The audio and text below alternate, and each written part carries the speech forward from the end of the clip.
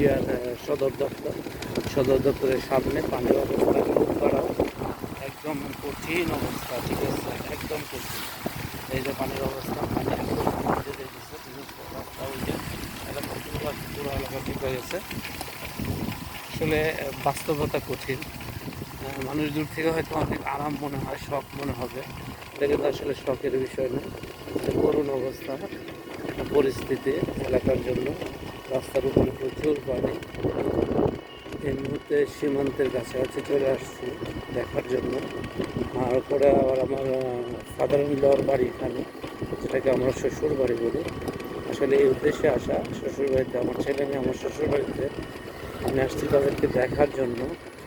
করুণ অবস্থা, একদম করুণ অবস্থা। ওই যে রাস্তায় গ্রামের প্রবেশ করার রাস্তা, সেটা একদম পানির নিচে, পানির উপর দিয়ে চলাচল করতেছে।